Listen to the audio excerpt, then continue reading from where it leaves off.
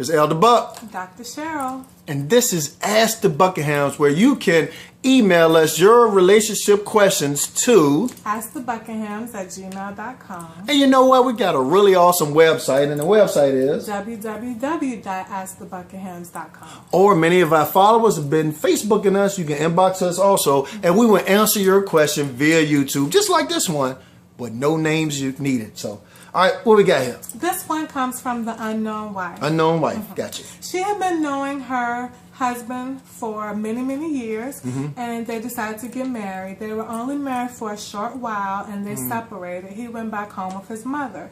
So her question is, should she keep some of his family and friends as her social media friends? Well, so basically they separated. Right, they're separated. They were friends, they were married, then he went back home with his mom. Right. And should she keep his friends and family as her Facebook friends and family? It could be Instagram. Or Instagram. Yeah, Twitter. The answer is, in my opinion, if that was her and I would, if it does not bother me and I'm still cool, like I'm really cool with her sisters and cousins and stuff, if I'm still cool and it's just our issues and not our family issues, then no, I would leave them on Facebook. And especially if I move past it and it doesn't bother me. But if it does bother you, then I would recommend you delete them.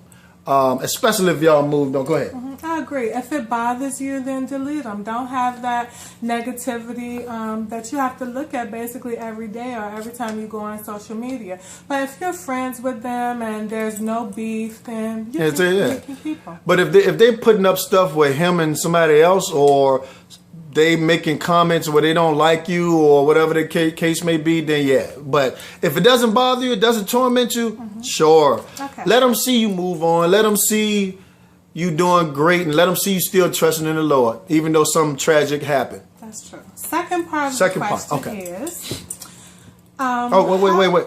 Did I tell you how nice you look today? Well, thank you. I appreciate it. Sorry, okay. Back to the question. Back to the question. All right. The second part is, how can a man that considers himself a Christian act that way and go back home and not take care of his responsibilities? And also, is it normal 1 minute to forgive and the next minute to hate? All right, you had like 20 million questions all in one. All right, so what was the first one? The first one is, how could a man that considers himself a Christian act that way? Act irresponsible or decide to go back home with his mother instead of stepping up to the plate? I can tell you this. I do not know any perfect Christians. Not one. Including myself. I actually got saved, born again, speaking in tongues, floating on air, in the rooms with angels, all that good stuff. But I still made a wrong decision and I hurt my wife. I still was irresponsible. I let the bills get behind. I did some things that I was not responsible enough to do. Therefore, just because I was a Christian, I still made a bad decision. But that's why, of course, Jesus died for us. But he needs some help in that area. Just because he's a Christian does not mean he's perfect. That's the reason why Christ died. But he may just need some help in that area. Did you want to elaborate? Because it's some stuff Christians still do that they, need some work on. So that's probably why he did that. It could be something deeper than that. When someone is disconnected sometimes, I was disconnected from God and read my word and stuff, then you make rash decisions or you cater to your flesh like that. But him being a Christian does not mean that he's not going to make a mistake, because that's why we go to church and why we continue to read the word to grow. That's why we repent. And that's why Jesus died for stuff like that. So it maybe was a wrong decision, but it has nothing to do with him being a Christian. Now you'll think a Christian will make a better decision, but hey, a lot of Christians need growth just like you and me. That's true. All right, what was the next part? The second part of the question is it normal to forgive and the next minute to hate? Yes. Absolutely it's normal.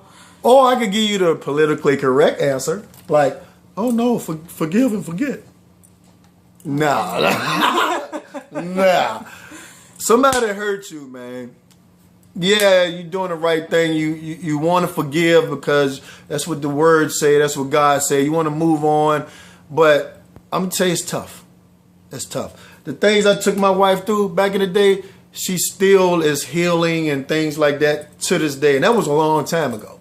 And I've been treating her great. Didn't I hook you up for Christmas? You did a good job. Thank you. But anyway, it is normal, and you just have to not let yourself stay in that place of unforgiveness or bitterness. You just have to keep moving forward, keep knowing that God has something better, that He has something more, and just staying positive in the situation, and knowing that in the end it's gonna all work out. So that's how you can kind of get over it and continue to move on and uplift yourself. In other words, it's not easy. It's not easy. It's Now, a process. You forgiving and still going back and forth with it. It is normal. Not to say it's right. Move on. God got it under control, and nothing is bigger than Him. Everything you're going through, pass that test and watch the results. But that's just our opinion. That's just our advice. And that right there is the bottom line.